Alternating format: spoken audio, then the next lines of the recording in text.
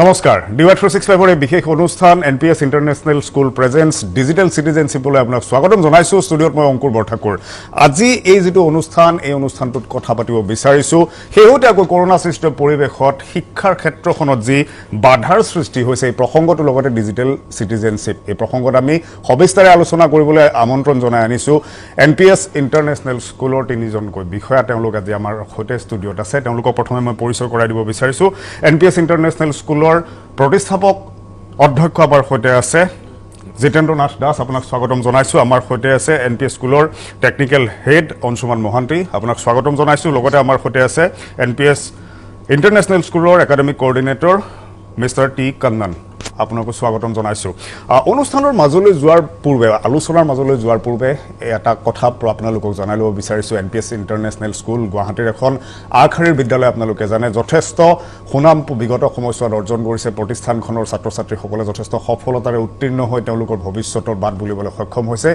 ইয়াৰ মাজতে এই প্ৰতিষ্ঠানখনৰ এই সফলতাৰ বাবে তেওঁলোকৰ ভূমিকাৰ বাবে এটা বিশেষ বঁটাও তেওঁলোকে লাভ কৰিছিল সেই বঁটা আছিল Rajiv Gandhi national quality award 2015 বৰ্ষত তেওঁলোকে লাভ কৰিছিল মিনিষ্ট্ৰি অফ কনজিউমাৰ এফেয়াৰ্ছৰ পৰা মই অকমান জিতেন্দ্ৰনাথ দাস আপোনাৰ পৰা জানি ল'ব বিচাৰিছো বিষয়টো লগতে মই ভিডিঅ'টো প্লে কৰিব বিচাৰিছো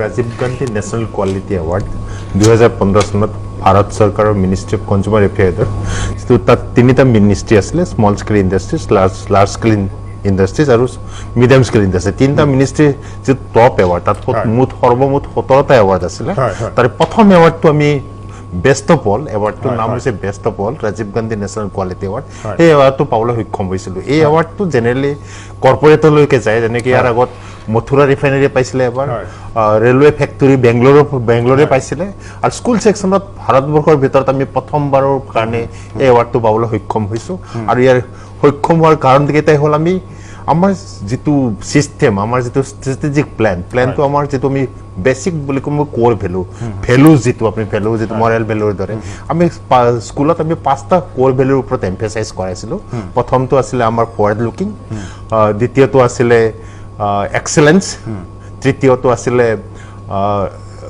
লিডাৰশ্বিপ কোৱালিটিজ আৰু চতুৰ্থ আছিলে এথিকেল ইউনিভাৰ্চেল ভেলুজ আৰু ছ'চিয়েল ৰেছপনচিবিলিটি সামাজিক দায়বদ্ধতা এইটো আমি ফ্ৰেমিং কৰি ইয়াৰ যিবোৰ শিক্ষা আমি দিওঁ এইটো আমি এই 5টা কোৰ ভেলুৰ মাধ্যমেৰে শিক্ষাটো আমি দিওঁ আৰু এইটোৰ আমাৰ এটা ভিছন থাকে এই ভিছন মতে আমি ষ্ট্ৰেটেজিক প্লেন মতে আমি এই শিক্ষাটো দিওঁ আৰু ইয়াৰ ওপৰত ভিত্তি কৰি আমি এই এৱাৰ্ডটো পাবলৈ সক্ষম হৈছিলোঁ আৰু এই যিটো কোৰ ভেলুৰ ছিষ্টেম ভাৰত চৰকাৰে এতিয়া 2015ৰ পিছত বাকীবোৰ স্কুলতো ইমপ্লিমেণ্ট কৰিছে এইটো ফাৰ্ষ্ট টাইম আমি অসমৰ পৰা পাবলৈ সক্ষম হৈছিলোঁ নিশ্চয় এক গৌৰৱ কৰিবলগীয়া মুহূৰ্ত আৰু সেই মুহূৰ্তটো আকৌ এবাৰ স্মৰণ কৰিব বিচাৰিছো এটা ভিডিঅ'ৰ জৰিয়তে মই দৰ্শকসকলক দেখুৱাব বিচাৰিছো সেই বিশেষ ভিডিঅ'টো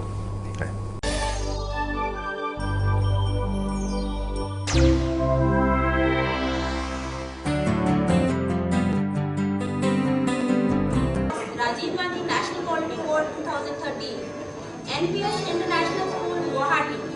NPS International School, a day-long boarding school in the northeast, follows CBSE as well as CBSE interactive curriculum catering to holistic development of national as well as international students. The school has an impressive digitally enabled infrastructure with e-library facilities. The school's educational program are based on 5 core values: forward-looking, ethical, universal values, excellence, leadership attributes, and social responsibility. Students from the school have also attended astronaut training in NASA, USA. I request Mr. J.N. Das, founder and director of NPS International School, to kindly come and accept the Best of All Award. Big round of applause for them. Best of All Award 2013.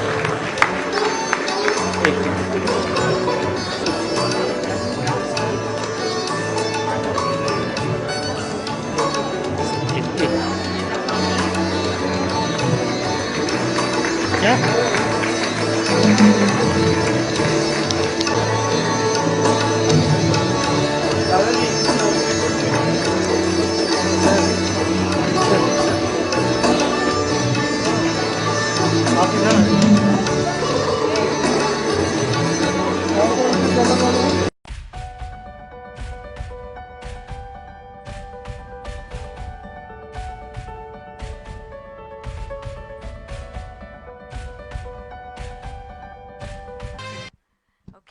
and now it's time to honor the outstanding contributions of individuals and organizations that have contributed significantly to the realm of education. Mr. Adel Medin will present the awards.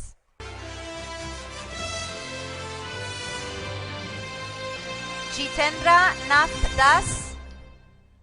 Congratulations.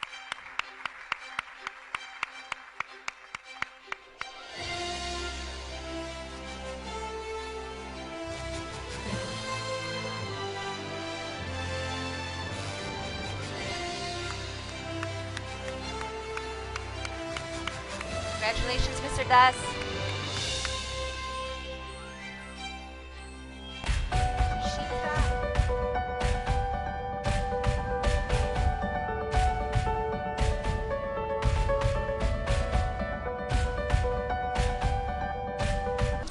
আৰু এয়া আছিল NPS international স্কুলৰ গৌৰৱ উজ্জ্বল ইতিহাস কিছু গৌৰৱ উজ্জ্বল সেই মুহূৰ্তৰ কিছু সাক্ষী ইতিমধ্যে আপোনালোকে ভিডিঅ' আকাৰে দেখিলে মই এতিয়া আলোচনাৰ মাজলৈ আহিব বিচাৰিছোঁ মই জিতেন্দ্ৰ নাথ দাস আপোনাৰ ওচৰলৈ আহিব বিচাৰিছোঁ যে বিগত 4-5 মাহ ধৰি আমি দেখিবলৈ পালোঁ কৰোণা সৃষ্ট পৰিৱেশৰ বাবে শিক্ষা ব্যৱস্থাটো এক প্ৰকাৰ স্থবিৰ যথেষ্ট ব্যাঘাত জন্মিলে এই প্ৰসংগতে মই আহিব বিচাৰিছোঁ বিশেষকৈ ছাত্ৰ ছাত্ৰীসকল শিক্ষাৰ্থীসকলৰ মানসিক বিকাশ কোনটো সময়ত হয় আৰু ভৱিষ্যতৰ দিশে যি মুহূৰ্তত ছাত্ৰ ছাত্ৰীসকল আগুৱাই গৈ থাকে এই যি এটা ব্যাঘাত এটা জন্মে ইয়ে ভৱিষ্যতে কি ধৰণে ইয়াৰ প্ৰভাৱ পেলাব পাৰে মানে মই অকণমান আগৰ পৰা আহিব বিচাৰিছোঁ হয় আমাৰ যিটো শিশুৰ শৈশৱ অৱস্থাটো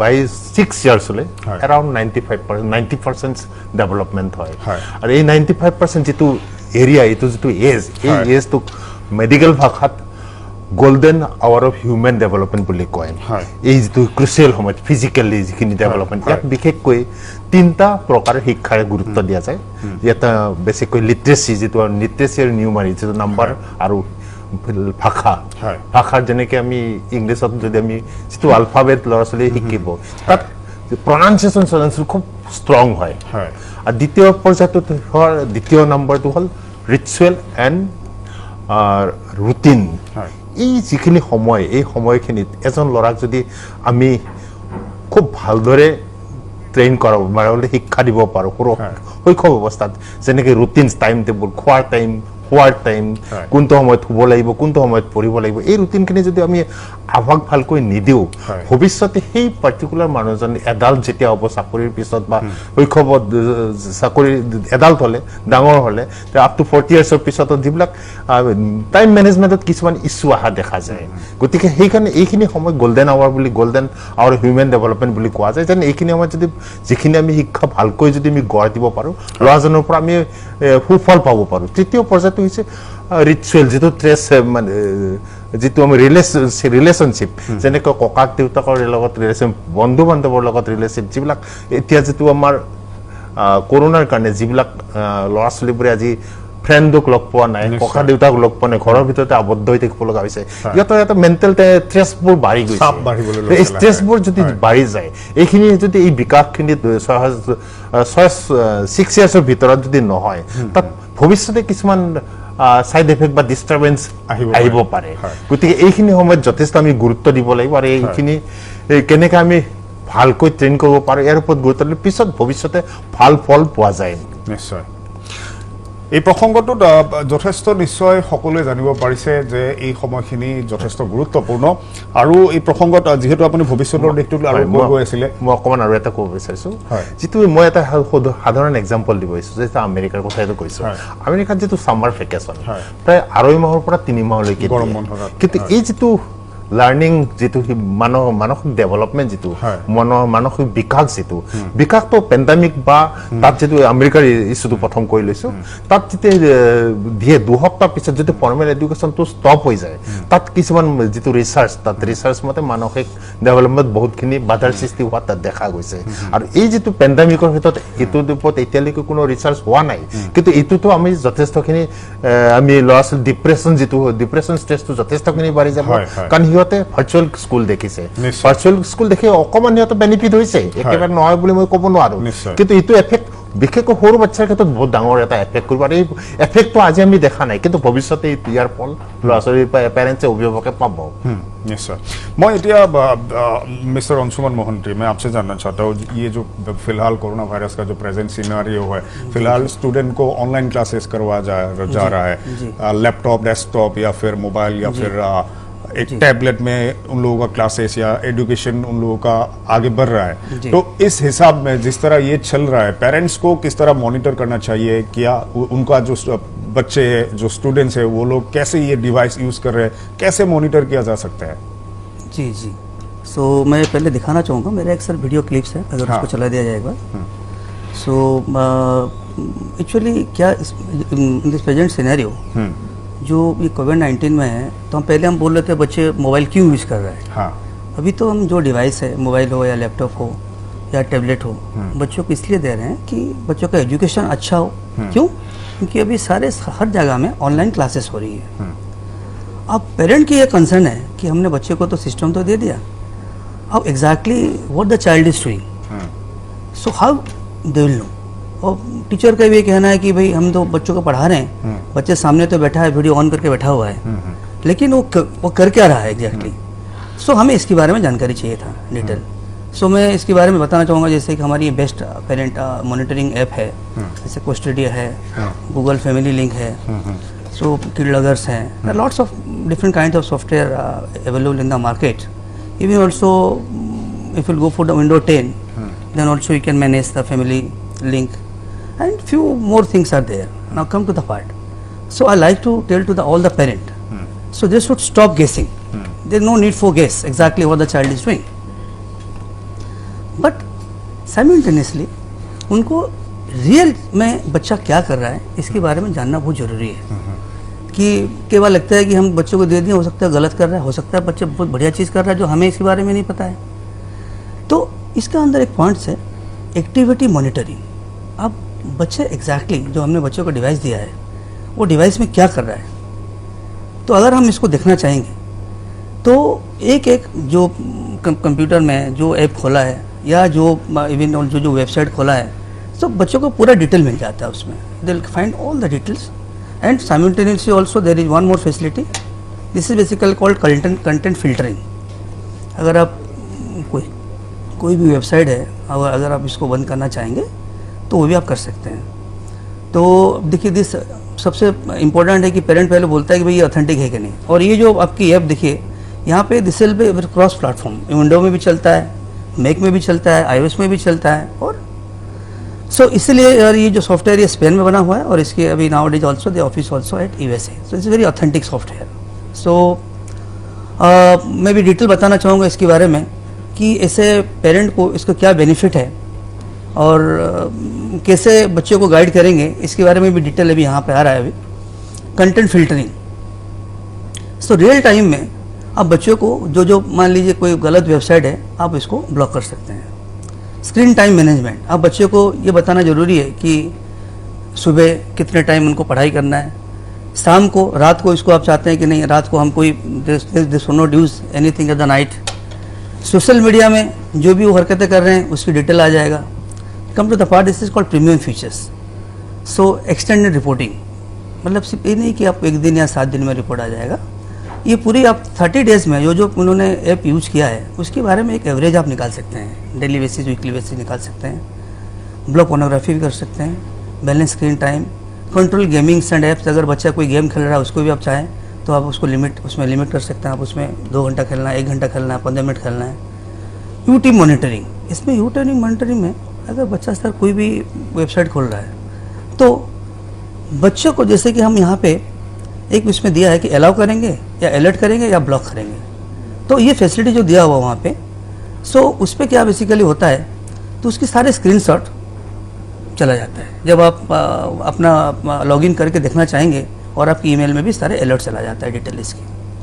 और इसकी बात हम बेसिकली जब हम आगे बढ़ते हैं इस पर, सो एक पॉइंट आ रहा है कि ट्रैक्स कॉल्स, बच्चे किसको कॉल कर रहा है क्या नहीं कर रहा है इसके बारे में भी डिटेल निकाल सकते हैं। तो ये सर जब आप पहले बनाएंगे, पहले आप then you have to enter the proper login ID, then पहले बनाएंगे इसके हम एक आईडी बनाएंगे और ये आईडी पहले पेरेंट का होगा।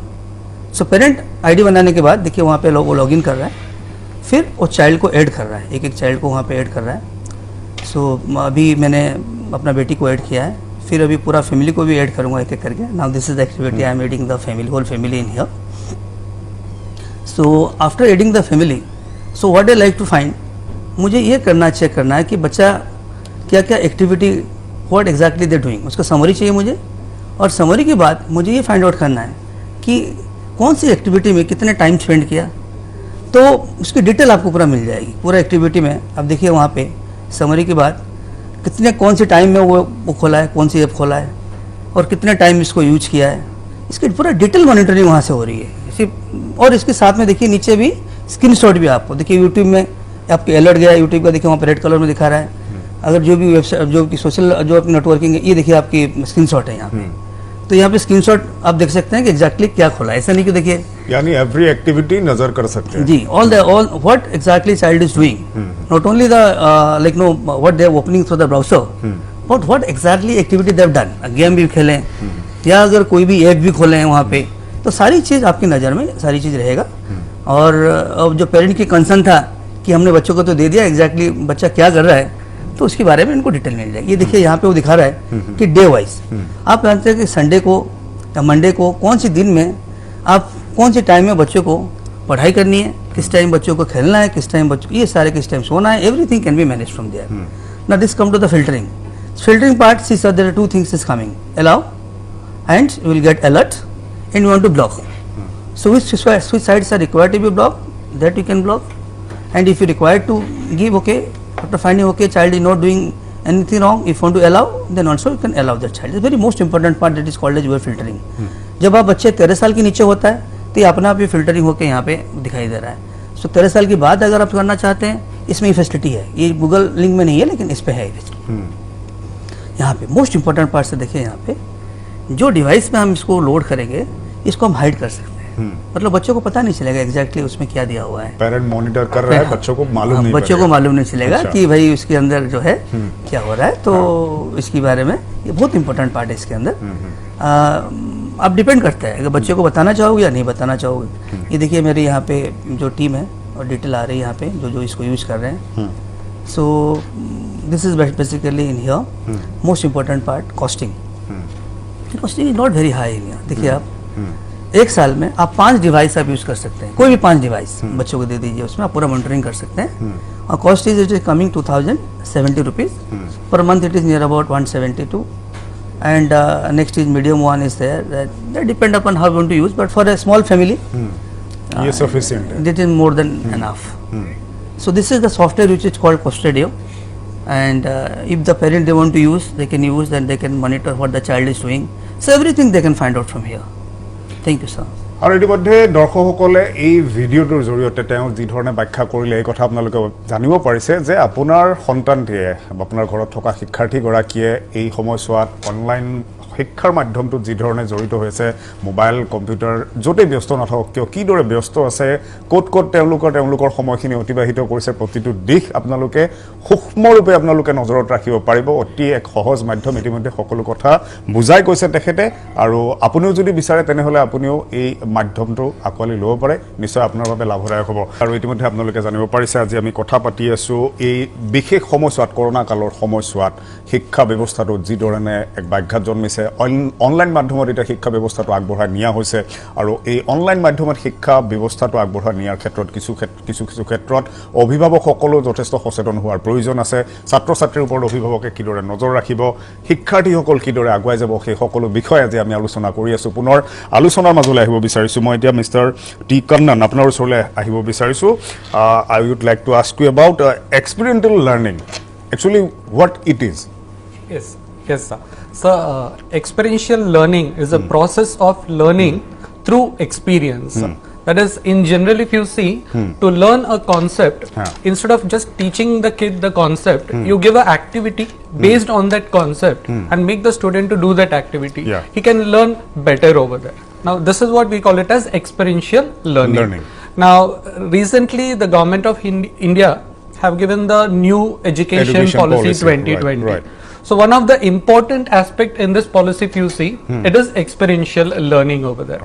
According to the policy, the government wants in all stages of education, like you must have seen that 3+4, that in all the stages, they wanted them to have this experiential learning as a way of teaching students over there. So as I said you already, instead of directly giving a lecture to the student, or instead of doing rote learning over there, experiential learning will stay in the student's mind for a very long time. So that's why government is also insisting over here. Now the matter of pride for me over here is, in NPS, this experiential learning is going on from 2009. So we have already incorporated this in our studies and we are doing it right now. So ইতিমধ্যে আপোনালোকে এই কথা জানিব পাৰিছে যে ভাৰত চৰকাৰে নতুন যি শিক্ষা নীতি, ৰাষ্ট্ৰীয় শিক্ষা নীতি ইতিমধ্যে আনিছে, প্ৰৱৰ্তন কৰিছে, কিন্তু এই শিক্ষা নীতিৰ যিসমূহ নতুন ব্যৱস্থা, যি ধৰণৰ মাধ্যমৰ ইতিমধ্যে আত্মপ্ৰকাশ কৰোৱা হৈছে, শিক্ষাত যি নতুনত্ব অনা হৈছে 34 বছৰৰ মূৰত, জানি আচৰিত হ'ব NPS ইণ্টাৰনেশ্যনেল স্কুলে কিন্তু 2009 চনৰ পৰা অৰ্থাৎ 11 বছৰ আগৰ পৰাই এনে এটা প্ৰক্ৰিয়া আৰম্ভ কৰিছে। মই জিতেন্দ্ৰ নাথ দাস পুনৰ আপোনাৰ ওচৰলৈ আহিব বিচাৰিছোঁ। মই অকণমান ডিজিটেল চিটিজেনশ্বিপৰ বিষয়ে জানিব বিচাৰিছোঁ, আৰু ছাত্ৰ ছাত্ৰীসকলে যিহেতু এতিয়া অনলাইন মাধ্যমত শিক্ষা ব্যৱস্থাটোৰ সৈতে জড়িত হৈ আছে, গতিকে ইণ্টাৰনেট ব্যৱহাৰ কৰাৰ ক্ষেত্ৰত সাৱধানতা অৱলম্বন কৰিব লগা হয় নিশ্চয়কৈ। তো এই ক্ষেত্ৰত আপুনি কি ক'ব বিচাৰিব? হয়, যেনেকৈ মই এটা এক্সাম্পলৰে আৰম্ভ কৰি আছোঁ। আমি যেতিয়া গাড়ী এখন নেশ্যনেল হাইৱেত ড্ৰাইভ কৰিব লাগে, তাত কিছুমান আমি ৰুলছ ৰুলছ কিছুমান জানিব লাগে, যেনেকৈ ট্ৰেফিক চিম্বলৰ কথাই কৈছোঁ যে জেব্ৰা ক্ৰচিং, এনেকুৱা কিছুমান ৰুল যদি আমি নাজানো তেতিয়াহ'লে আমাৰ এক্সিডেণ্ট হোৱাটো স্বাভাৱিক। কিন্তু ইণ্টাৰনেটতো সেনেকুৱা মাধ্যমত আমি ইণ্টাৰনেটত যিবোৰ দিছোঁ, যেনেকৈ নিগেটিভ এক্সপেক্টবোৰ আমি দিছিলোঁ, চাইবাৰ বুলিং, চাইবাৰ হেকিং, এনেকুৱা ধৰণৰ কুৱেশ্যন আছে। গতিকে ইণ্টাৰনেট ড্ৰাইভ কৰিবলৈ আমি প্ৰথমতে শিকিব লাগিব। গতিকে ইণ্টাৰনেট ড্ৰাইভ কৰিবলৈ শিকাৰ আগত আমি কিছুমান ৰুলছ জানিব লাগিব। মই প্ৰথমতে আৰম্ভ কৰিছোঁ ডিজিটেল ফুটপ্ৰিণ্ট। আমি যিবোৰ অনলাইন মাধ্যমেৰে যিবোৰ কাম কৰোঁ, অন দ্য বেচিছ অফ এপ্লিকেশ্যনৰ ক্ষেত্ৰতে হওক, ছাৰ্ভাৰৰ ক্ষেত্ৰতে হওক বা ডিভাইচৰ ক্ষেত্ৰতে হওক, তেতিয়া আমাৰ অট'মেটিক কিছুমান ফুটপ্ৰিণ্ট ক্ৰিয়েট হয়। আৰু এই ফুটপ্ৰিণ্ট কেনেকৈ আমি লক কৰি ৰাখিব পাৰোঁ, যদি আমি লক কৰি নাৰাখোঁ, তাত এৰি যাওঁ, তেতিয়াহ'লে আমি তাত যিটো চাইবাৰ হেকিং মানে এইবিলাক ইছ্যু নিশ্চয় আহিব, ডিজিটেল এক্সিডেণ্টবোৰ হোৱাৰ সম্ভাৱনাটো বহুত বেছি। গতিকে এইবিলাকৰ ওপৰত আমি গুৰুত্ব দিব লাগিব। এতিয়া মই ডিজিটেল চিটিজেনশ্বিপৰ কথাটো কৈছোঁ। ডিজিটেল চিটিজেনশ্বিপ মানে ডিজিটেল ভেলু স্কিম। ইয়াত যেনেকৈ আমি আমাৰ স্কুলৰ 5টা ভেলুৰ কথা কৈছোঁ, আমি ইণ্টাৰনেটতো 5টা বেচিক ভেলুৰ প্ৰয়োজন আছে। প্ৰথমটো হৈছে ৰেছপনচিবিলিটি। মই এটা ছাপ'জ লেপটপ এটা ইউজ কৰিছোঁ, লেপটপটো মই অফ নকৰাকৈ বা মই কোনো লক নকৰাকৈ মই এৰি থৈ যাওঁ, কোনোবা আহি নিশ্চয় ইয়াৰ মোৰ চিক্ৰেচি ব্যৱহাৰ কৰি আউট কৰিব। গতিকে আমি যিবোৰ কৰোঁ, আমি যেনেকৈ ছাৰ্ভাৰৰ ক্ষেত্ৰতো লক কৰিব লাগিব, আমি ডিভাইচৰ ক্ষেত্ৰতো লক কৰিব লাগিব। গতিকে এইখিনি ৰেছপনচিবিলিটি বেচিক ৰেছপনচিবিলিটি। আমি এইখিনি ৰেছপনচিবিলিটি আমি ফ'ল' নকৰোঁ, নিশ্চয় আমাৰ এক্সিডেণ্ট হোৱাটো সম্ভাৱনা বেছি। তাৰপিছত আমি ৰেছপেক্ট, দ্বিতীয় পৰ্যায়টো হৈছে ৰেছপেক্ট। আমি যেতিয়া কাৰোবালৈকে কিবা এটা লিখিম, আমি লিখনিত বিশেষকৈ মোৰ যদি কিবা এটা খঙো আছে কাৰোবাৰ এগেইনষ্ট, লিখনিত আমি খুব বেয়াকৈ লিখিব নোৱাৰোঁ। কিন্তু আমাৰ যিবিলাক আজিৰ ডেটত আমি পাই আছোঁ, যিকোনো এটা ফেক নিউজ, কিবা নিউজ তৎক্ষণাত ফৰৱাৰ্ড কৰি দিয়ে। গতিকে সেইটোলৈ মই বাৰু পিছত আহিম। গতিকে আমি লিখাতে আমি ৰেছপেক্ট কৰি লিখিব লাগিব। কমিউনিকেশ্যন স্কিলটো আমি জেনেৰেলি এটা ৰিকুৱেষ্টৰ ভাষাৰে যাব লাগিব। গতিকে সেইটো এটা। তৃতীয় পৰ্যায়টো হৈছে কম্প্ৰেছন। কম্প্ৰেছন মানে কোনোবাই যেন মোৰলৈকে ছাপ'জ বেয়া নিউজ এটা মোৰ এগেইনষ্টে কিবা এটা লিখিলে বা সেইটো লিখিলে আমি কি কৰোঁ, আমাৰ খং উঠি যায়। কিন্তু সেইটো আমি খং নকৰি, ঠিক আছে লিখিছে, সেইটো আমি যেনেকৈ কিবা এটা বেয়া কোনোবা এটা লিখিছে, মই চিঠি এখন পাইছোঁ, চিঠিখন ডাষ্টবিনত পেলাই দিব লাগে। ইণ্টাৰনেটটো কম্প্ৰেছ কৰি সেইটো ডিলিট কৰি দিয়ক, নহ'লে সেইটো এভইড কৰক। গতিকে এভইড কৰি আমি আগবাঢ়ি যাব লাগিব। কাৰণ কোনোবাই লিখিলে যে সেইটো এটা ভিক্টিম হৈ নাযায় বা সেইটো এটা ইছ্যু হ'ব নোৱাৰে। চতুৰ্থ পৰ্যায়ত ৰেজিলেঞ্চৰ ক্ষেত্ৰত আহিব। খুব বেয়াকৈ লিখিছে, ময়ো তাৰ এগেইনষ্টে কিবা এটা একশ্যন লৈ পেলাই কিবা এটা কৰি দিলোঁ, সেইটো হ'ব নোৱাৰে। ঠিক আছে, মোৰ সেই সময়ত কিবা এটা ইছ্যু আছে, মই চিন্তা কৰি ভালকৈ ডিছকাছ কৰাৰ পিছত মই সেইটোৰ একশ্যনটো কমিউনিকেশ্যনটো ৰিপ্লাই দিব লাগিব। গতিকে এনেকুৱা কিছুমান লেংগুৱেজ ইউজ কৰিব লাগিব। ফিফ্থ কনচেপ্টটো হৈছে ইণ্টিগ্ৰিটিটো হ'ল আমি কাৰোবাৰ কিবা এটা বস্তু পাইছোঁ আমি ডাইৰেক্টলি কপি পেষ্ট কৰি এইটো আমি আমাৰ নামটো নিজাকৈ লিখি দিছোঁ এইটো মই বনাইছোঁ গতিকে এনেকুৱা এক্সিডেণ্ট ক্ষেত্ৰত ইণ্টিগ্ৰিটিৰ ক্ষেত্ৰত যদি আমি সেইটো ভুল নকৰোঁ তেতিয়াহ'লে এইবিলাকৰ এক্সিডেণ্ট হোৱাৰ সম্ভাৱনাটো বহুত কম গতিকে এইকেইটাই বেছিক মাধ্যম ডিজিটেল চিটিজেনশ্বিপ আৰু ইণ্টাৰনেট হাইৱেৰ কথা মই অলৰেডি ক'লোৱেই হয় আৰু যদি অকমান মই এই বিষয়টো জানিব বিচাৰোঁ বিশেষকৈ অকমান অভিভাৱকসকলো এই ক্ষেত্ৰত সচেতন নিশ্চয় হ'ব লাগিব এইখিনি বিশেষকৈ অভিভাৱক আৰু ষ্টুডেণ্টৰ ক্ষেত্ৰতে কৈছোঁ প্ৰফেচনেল মানুহখিনি প্ৰায়খিনি জানে গতিকে আমি ডিজিটেল চিটিজেনশ্বিপ হোৱাটো খুব প্ৰয়োজন that is a basic rule এইকেইটা ৰুল আমি ফ'ল' কৰিলে আমাৰ এক্সিডেণ্টবোৰ পেৰেণ্টছৰ ক্ষেত্ৰতে হওক বা ষ্টুডেণ্টৰ ক্ষেত্ৰতে হওক নহয় আৰু এইখিনি পেৰেণ্টছৰ গুৰুত্ব বেছি লাগিব কাৰণ ল'ৰা ছোৱালীটো ভুল কৰিবই পাৰে ল'ৰা ছোৱালীখিনিক এইখিনি বস্তু শিকাই দিলে এই ইনচিডেণ্ট বা এনেকুৱা বুলিং বা আইডেন্টি হ্যাকিং চেকিং প্ৰব্লেমবিলাক আশংকাবিলাক দূৰ হৈ থাকে পুনৰ আলোচনাৰ মাজলৈ আহিব বিচাৰিছোঁ মই জিতেন্দ্ৰনাথ দাস পুনৰ আপোনাৰ ওচৰলৈ আহিছোঁ শিক্ষাৰ্থীসকলক যিহেতু অনলাইন মাধ্যমলৈ আমি এতিয়া পঢ়িবলৈ বাধ্য কৰাব লগা হৈছে কাৰণ পৰিস্থিতিয়ে তেনেকুৱা এজন ছাত্ৰ বা এগৰাকী ছাত্ৰীয়ে যেতিয়া দীৰ্ঘ সময় এটা মোবাইলে হওক বা এটা লেপটপ বা কম্পিউটাৰ ডেস্কটপ এটাত যদি বহি থাকে বহু সময় যেতিয়া পঢ়ি থাকে স্বাস্থ্য সচেতনতাৰ দিশটো আমি চাবলগীয়া হয় নিশ্চয় গতিকে বিশেষজ্ঞসকলে এই দিশটোৰ ওপৰত কি মতামত আগবঢ়াইছে অনলাইন মাধ্যমৰ শিক্ষাটো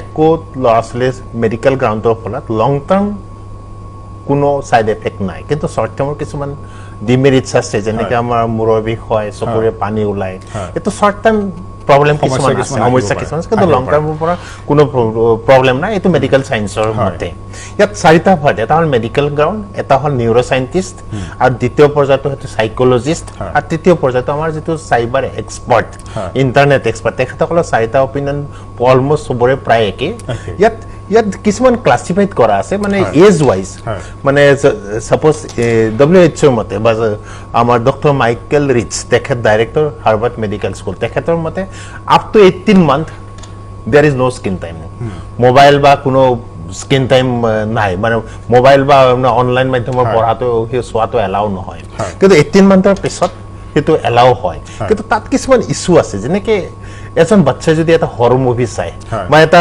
মাৰ্ডাৰ কৰা এটা টিভিত কিবা এটা আতংকিত ভিডিঅ' আহিছে এনেকুৱা যদি কিছুমান ভিডিঅ' হৰৰ মুভি বা এনেকুৱা যিটো মানে নিগেটিভ এফেক্ট কৰিব মানে ল'ৰা ছোৱালীৰ মানে এইটো বাচ্চা সৰু বাচ্চা নাই এইটো ডাঙৰ মানুহৰ সেইটো এনেকুৱা ধৰণৰ ইনচিডেণ্ট কেতিয়াবা চাব নোৱাৰে এক্সিডেণ্ট চাব নোৱাৰে গতিকে এইখিনিত বাহিৰে যেনেকৈ এটা ৰাইমছ দিছে বা এতিয়া যেচোন কপিল শৰ্মাৰ দৰে কিছুমান শ্ব' আছে এনেকুৱা বা কাৰ্টুন মুভি আছে যেনেকে এতিয়া চাওক মটু পাতলু আৰু শিৱা এনেকুৱা ধৰণৰ যদি ভিডিঅ' ল'ৰা ছোৱালীবোৰে চাই তাত বহুত শিকিব লগা বস্তু আছে গতিকে এনেকুৱা ভিডিঅ' কোনো চাইড এফেক্ট নাই তেখেতসকলে চাব পাৰে কিন্তু তাৰ ভিতৰত আমি যদি 3 ঘণ্টা একেৰাহে এখন খুব চিৰিয়াছ মুভি চাওঁ কিন্তু আমাৰ ক্ষেত্ৰতো অসুবিধা হয় আমাৰ ক্ষেত্ৰতো মূৰৰ বিষ বা চকুৰ অকণমান বিষোৱা যেন অনুভৱ হয় গতিকে এনেকুৱা ধৰণৰ 3 ঘণ্টা কণ্টিনিউৱাছলি নাচাই তেখেতসকলে মাজতে যিটো মই তাৰ আগত এটা ৱৰ্ড ইউজ কৰিব বিচাৰিছোঁ ডিজিটেল চেনিটাইজেশ্যন আমি চেনিটাইজেশ্যনৰ আমি এতিয়া পেণ্ডামিকৰ ক্ষেত্ৰত ইউজ কৰি আছোঁ কিন্তু ডিজিটেল চেনিটাইজেশ্যনটো কি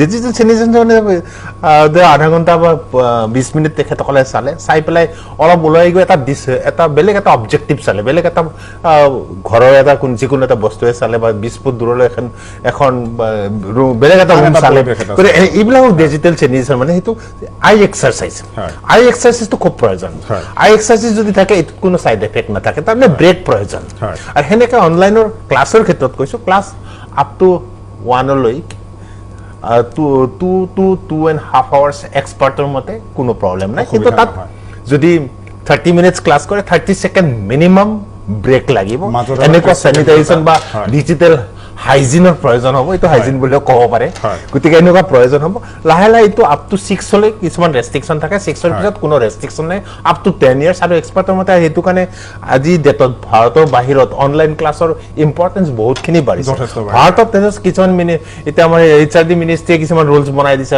কৰ্ণাটক গভৰ্ণমেণ্টে আপ টু 7লৈ মানে টিভিত অনলাইন মাধ্যমৰ ক্লাছ কৰাটো নিষেধিত কৰিছে এনেকুৱা ধৰণৰ বেলেগ বেলেগ ধৰণৰ অপিনিয়ন দিছে কিন্তু ভাৰতৰ বাহিৰত যদি আমি চাওঁ তাত কোনো ৰেষ্ট্ৰিকশ্যন নাই যেনেকৈ অলমষ্ট এতিয়ালৈ প্ৰায় 28খন কাণ্ট্ৰিত অনলাইন ক্লাছ আৰম্ভ হৈছে ফেচ টু ফেচ ক্লাছ আৰম্ভ হৈছে গতিকে এইবিলাক কাণ্ট্ৰি 192 কাণ্ট্ৰিৰ ভিতৰত এতিয়া অলৰেডি 50% কাণ্ট্ৰিত অলমষ্ট মানে অনলাইন মাধ্যমৰ অফলাইনলৈ কনভাৰ্ট হৈ গৈছে অনলাইন মাধ্যমত কোনো সেইবিলাক চাইড এফেক্ট যেটো মই অলৰেডি কৈছোৱে শৰ্ট টাইম ডেফিচিয়েন্সি আছে কিন্তু লং টাইম কোনো ডেফিচিয়েন্সি নাই মেডিকেল গ্ৰাউণ্ড মতে গতিকে এইটো ইভেন WHO মতে এইটো এনকাৰেজেবল এইটো মানে গুড ফৰ আই বুলিয়ে কয় এইটো কাৰণ এনেকুৱা ভাল চিনে যেটো এণ্টাৰটেইনমেণ্ট বা ছ'চিয়েল এটেচমেণ্টবোৰ বাঢ়ি যায় গতিকে তাত গুৰুত্ব দিলে এইটো ভাল কথা বুলিয়ে কৈ আছে অৰ্থাৎ অধিক শংকাৰো কাৰণ নাই যদিহে ছাত্ৰ ছাত্ৰীয়ে তাৰ মাজত কিছু পৰিমাণে জিৰণি লয় অৰ্থাৎ একেলেঠাৰিয়ে লাগি থকাটো হয়তো কিছু অসুবিধা হ'ব পাৰে একেলেঠাৰিয়ে ৰাখাটো এইটো এনকাৰেজেবল নহয়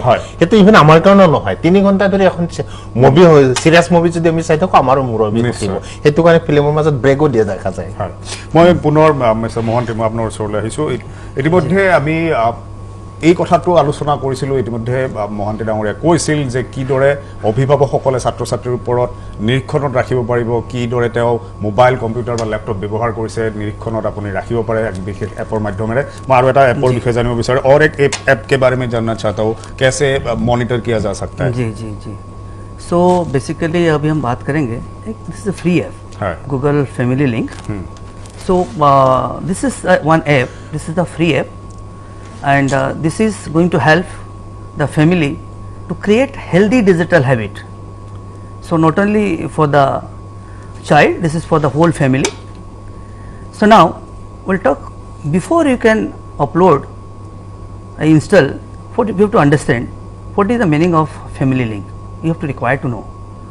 Number one, first of all a Google account of the child going to maybe created, but if your child is less than 13 year तो आप उसको वहीं पे जो आपकी फैमिली लिंक है उसके अंदर आप इसको बनाएंगे एक आईडी और आप वहाँ अपना जो पेरेंट कंट्रोल है जब आप अपना उसमें ऐप में इंस्टॉल करेंगे वहाँ से आप कंट्रोल कर सकते हैं देन आपके पास जो बच्चे के पास जो एंड्रॉयड डिवाइस है तो उसको डिवाइस का कन्फिगरेशन क्या होना चाहिए इट शुड बी एंड्रॉयड 7.0 या सम डिवाइसेस इट इज़ 5.0 या 6.0 ऑल्सो वर्क प्रॉपरली जो हमारा खुद का डिवाइस है जिसमें हम लोग कंट्रोल करेंगे so our own device should be Android 4.0 KitKat or later या if you are using iOS then ये शुड बी iOS 9 और लेटर देन हमारा जो खुद को गूगल जो हमारा जो खुद का जो गूगल अकाउंट है ये अपना खुद का होना चाहिए मतलब किसी भी स्कूल या ऑर्गेनाइज को नहीं होना चाहिए अपना खुद का होना चाहिए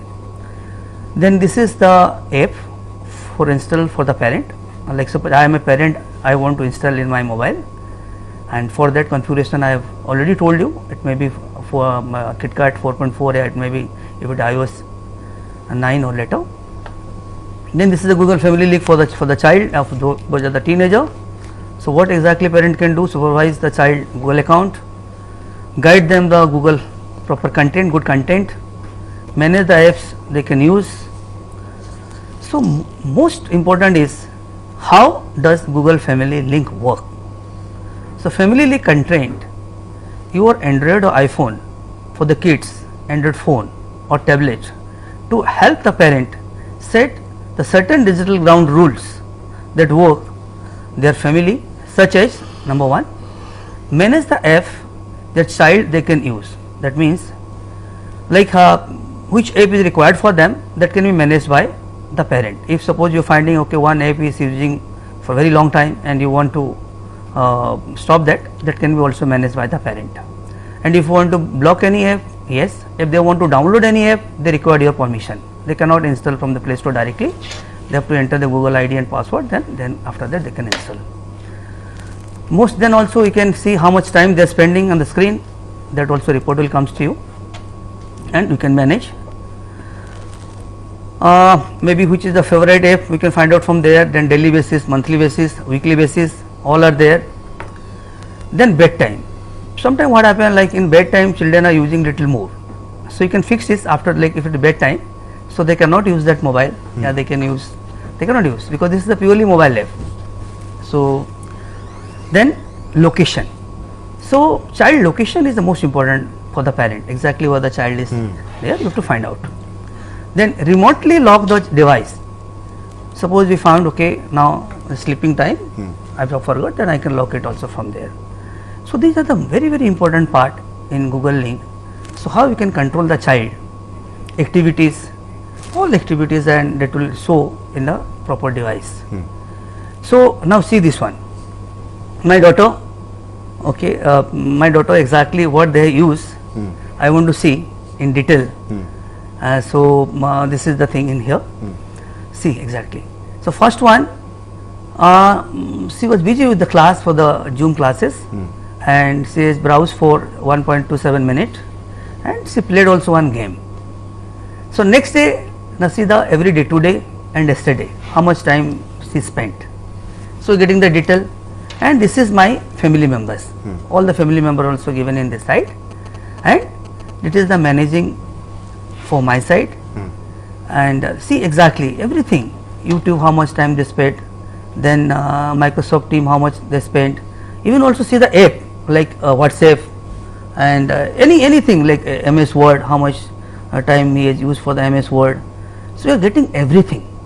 यानी So- whichever I want to know सब कुछ यहाँ पे मालूम पड़ जाता है कि क्या जी, कर जी, रहा है जी, क्या नहीं कर रहा है। जी जी जी और ये एक फ्री ऐप है, और सबसे इम्पोर्टेंट है कि अगर बच्चा 13 साल के ऊपर अगर है तो हम वो अपना अकाउंट डाल दे, कोई बात नहीं, लेकिन हम जो उसकी जो ऐप है हम ऐप को कंट्रोल कर सकते हैं, और ये it's a very important part in here. আৰু দৰ্শকসকলে নিশ্চয় জানিব পাৰিছে তেওঁ ইতিমধ্যে সকলো কথা বুজাই কৈছে। যথেষ্ট লাভদায়ক এটা এপ, গুগল প্লে ষ্টৰত যাওক, আপুনিও সেই এপটো ডাউনলোড কৰি ল'ব পাৰে আৰু অতি সহজে আপোনাৰ সন্তানটোৱেই হওক বা আপোনাৰ পৰিয়ালৰ আন সদস্যসকলে সকলোৰে ওপৰত নজৰ ৰাখিব পাৰিব।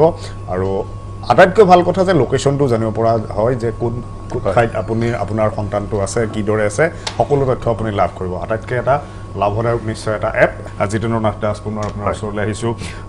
অনলাইন মাধ্যমটো আমি ব্যৱহাৰ কৰাটো যথেষ্ট লাভদায়ক, অতি সহজে আমি সকলো কথা পাব পাৰোঁ, কিন্তু চাইবাৰ অপৰাধৰ জগতখনো কিন্তু এই অনলাইনত যথেষ্ট সক্ৰিয় হৈ আছে। চাইবাৰ এক্টিভিটিজ বহুত বাঢ়িছে, এতিয়া চাইবাৰ ক্ৰাইম বহুত বাঢ়িবলৈ পাইছে, চাইবাৰ অপৰাধ। এনে পৰিস্থিতিত চৰকাৰৰ ফালৰ পৰা কি ধৰণৰ ব্যৱস্থা লোৱা হৈছে, কি ধৰণৰ এতিয়ালৈকে পদক্ষেপ আপোনালোকৰ দৃষ্টিগোচৰ হৈছে? মানে বিশেষকৈ ষ্টুডেণ্টৰ ক্ষেত্ৰত NCERT যিটো আমাৰ national council for educational research and training new দিল্লীৰ পৰা তেখেতসকলৰ এটা ৱেবছাইট আছে, তেখেতসকলে PDF ফৰ্মেটত কিছুমান গাইডলাইন দিছে, যেনেকৈ ncert.nic.in/PDF ফাইলছ অৰ গাইডলাইনছ ষ্টুডেণ্টছ .pdf ষ্টুডেণ্টৰ কাৰণে স্পেচিয়েল এইটো আছে। দ্বিতীয়টো মিনিষ্ট্ৰী অফ হোম এফেয়াৰ্ছতো এটা ইয়াৰ সুবিধা এটা আছে। মিনিষ্ট্ৰী অফ হোম এফেয়াৰ্ছৰ ৱেবছাইটটো হৈছে www.cybercrime.gov.in আৰু তৃতীয়টো আছে আমাৰ CDECত তেখেতসকলৰ ৱেবছাইটটো হৈছে infosec-awareness.in। ইয়াতো কিছুমান ষ্টুডেণ্টৰ কাৰণে বেলেগকৈ, পেৰেণ্টছৰ গাইডলাইন বেলেগকৈ, টিচাৰৰ গাইডলাইন বেলেগকৈ। এই গাইডলাইনবোৰ ফ'ল' কৰিলে নিশ্চয় তাত যিখিনি পানিছমেণ্ট বা যিখিনি গাইডলাইন কেনেকৈ কৰিব পাৰি, যিখিনি মই বেছিক ডিজিটেল চিটিজেনশ্বিপৰ কথা কৈছোঁ, ইয়াত এইখিনি বস্তু টেলি কৰি ল'ৰা ছোৱালীৰ জ্ঞান আহৰণ কৰাৰ খুব প্ৰয়োজন আছে। তেতিয়াহ'লে এইখিনি হাত সাৰিব পাৰিব, কাৰণ ক্ৰাইম মোৰ দেন 10 টাইমছ বাঢ়িব, পেণ্ডামিকৰ পিছত 10 টাইমছ বাঢ়িব, কাৰণ অকল চাইবাৰ বুলি নহয়, ক্ৰাইমটো বাঢ়িব, এইটো আপোনালোকে জানেই। Mr. T. Kannan, already you have told about experiential learning. Yes. Now I want to know NPS International School में experiential learning किस तरह होता है? Yes, sir. In NPS, we have various activities like class activities, house activities, or group activities. The first thing is these activities are designed by a expert team. Now, these activities are not just like to engage students, we are giving them some activity. It is actually, these activities are designed based on learning outcome. That is, first we decide what a student need to learn, and based on that, these activities are made over here. Then the next thing is, like, whenever we design an activity, we keep in mind our core values also. That is our school core values, the 5 pillars which serve us talking, it's about that. So just to give some example, one of our core value is forward looking. That is, in future, if you see, human life is always will be dependent on robotics. Yeah. So in our school, we have a robotic lab where we teach them how to make basic robots and other thing. So what they learn out of this is how to construct a robot. They learn coding, they learn maths, and a little bit of physics and other science they learn over here. Now, one more example is one of the core values is leadership attribute. In our school, we have a program called as School Enterprise Challenge. So when a student does this particular challenge, that it's a business we run in the school itself, they learn over here like concepts like entrepreneurial skills, critical thinking, problem solving. So this is how our activities are inculcated over here, where they learn something by doing these activities. It means students can give various experiences from this. Yes, they gain a lot of experience. Not only experience, they learn something over there. Okay মই একেবাৰে সময় শেষ হৈ আছে শেষলৈ মই আপোনাৰ জিতেন্দ্ৰ নাথ দাস আপোনাৰ ওচৰলৈ এটা প্ৰশ্ন আনিব বিচাৰিছোঁ ছাত্ৰ ছাত্ৰীয়ে এই সময়ছোৱাত অনলাইন শিক্ষাত যথেষ্ট ব্যস্ত আছে হয়। মোবাইলটো যথেষ্ট সময় ব্যস্ত থাকে এক প্ৰকাৰ যেন এটা নিচা এটা আসক্তি এটাহে হৈছে এটা এডিকশ্যন এটা হৈছে ইয়াৰ পৰা কিদৰে আঁতৰিব পাৰিব চাওক এতিয়া আমি মোবাইল বা আমি নেট আমি ল'ৰা ছোৱালীক দিবই লাগিব হয়। কাৰণ তাৰ কোনো গত্যন্তৰ নাই এতিয়া মেইনলি মই এক নম্বৰতে ক'ম পেৰেণ্টছৰ ৰেছপনচিবিলিটি যথেষ্টখিনি বাঢ়িছে কাৰণ মহন্তি ছাৰে অলৰেডি তেখেতে এপ্লিকেশ্যনৰ ওপৰত কেনেকৈ চাইবাৰ ছিকিউৰিটি ছফ্টৱেৰ কেনেকৈ ইউজ কৰিব পাৰে তেখেতে অলৰেডি বুজাই দিলে গোটেই ছফ্টৱেৰ ইউজ কৰি ল'ৰা ছোৱালীক কণ্ট্ৰল কৰিব লাগিব দ্বিতীয়তে ল'ৰা ছোৱালীবোৰকো বুজাব লাগিব মানে গাইড যেনেকৈ ক্লাছ 5 ঘণ্টা অনলাইন ক্লাছ আৰু তাৰপিছত চিংক্ৰনাইজ ষ্টাডিৰো প্ৰয়োজন হয় আৰু সেইখিনি বুজাব লাগিব যে খুব বেছি হ'লেও চব বস্তুৰ এডিকশ্যন ৱৰ্ডটোতো জানে যিকোনো বস্তুৰ বেছি পৰিমাণো হ'লে এডিকশ্যন আসক্তি হ'ব পাৰে গতিকে প্লাছ 2 নম্বৰটো টিচাৰৰ ৰেছপনচিবিলিটি বাঢ়িব টিচাৰে বুজাব পাৰিব পেৰেণ্টছে বুজাব পাৰিব লাগিব যেন যিকোনো বস্তু বেছি হ'ব নালাগে আৰু পেৰেণ্টছে গুৰুত্ব দিব লাগিব ফেচবুক বা ছ'চিয়েল মিডিয়াত গুৰুত্ব দিছে নে সঁচাকৈ টাইম টেবল অনুযায়ী টিচাৰে কি হোমৱৰ্ক দিছে তাত গুৰুত্ব দিছে আৰু আমি যিখিনি ছফ্টৱেৰ মহন্তি ছাৰে ক'লে সেইখিনি যদি আমি সঁচাকৈ কৰি ৰাখিব পাৰোঁ তেখেতসকলে অফিচত গুচি গ'লেও কোনো প্ৰব্লেম নাই সেইটো ডিটেইলছটো চাই থাকিব মনিটৰ কৰিব उसको कहीं से भी मॉनिटर कर सकते हैं कहीं से भी। গতিকে তাত কোনো গত্যন্তৰ আমাৰ কোনো ৰাস্তা নাই আৰু ল'ৰা ছোৱালীক কাউন্সিলিং কৰিব লাগিব বুজাব লাগিব এইটো বেয়াটো কোনটো বেয়া কিহৰ কাৰণে বেয়া আৰু প্লাছ মই এটা বস্তু মহন্তি ছাৰে এৰি দিলে লগ ইন আই ডি আমাৰ যেতিয়া এটা আমি ডিভাইচ যদি আমি ইউজ কৰোঁ এটা ডিভাইচ কৰিলে ষ্টুডেণ্টৰ লগ ইন আই ডিটো চিলড্ৰেন হিচাপে কৰিব লাগিব আমি এডাল্ট হিচাপে লগ ইন আই ডি এণ্ট্ৰি কৰিব লাগিব তাতো কিছুমান ছিকিউৰিটি মেজাৰ্ছ ল'ব পাৰি গতিকে এইবিলাকত গুৰুত্ব দিব লাগিব তেতিয়াহে আমি হয়তো কিছু পৰিমাণে ছেভ কৰিব পাৰিম আমাৰ আলোচনা কৰিবলগীয়া বহু বিষয় আছিল কিন্তু সময় আজি শেষ হ'ল গতিকে জিতেন্দ্ৰ নাথ দাস অঞ্চুমান মহান্তি আৰু মিষ্টাৰ টি কন্নন সকলোকে ধন্যবাদ জনাইছোঁ এই অনুষ্ঠানটোত ভাগ লোৱাৰ বাবে যথেষ্টখিনি লাভদায়ক হ'ব আমাৰ দৰ্শকসকল আজি যিসমূহ বিষয় উত্থাপন কৰা হ'ল আৰু এই প্ৰসংগসমূহ অভিভাৱকসকলৰ লগতে ছাত্ৰ ছাত্ৰীসকলো গুৰুত্ব সহকাৰে লওক নিশ্চয়কৈ আপোনালোকৰ এই পৰিস্থিতিত বৰ্তমানৰ পৰিস্থিতিত যি ধৰণে শিক্ষা প্ৰক্ৰিয়াটো আগবাঢ়ি আছে আপোনাৰ বাবেও লাভদায়ক হ'ব আমাৰ এই বিশেষ অনুষ্ঠানটো আজি ইয়াতে সামৰিছোঁ ধন্যবাদ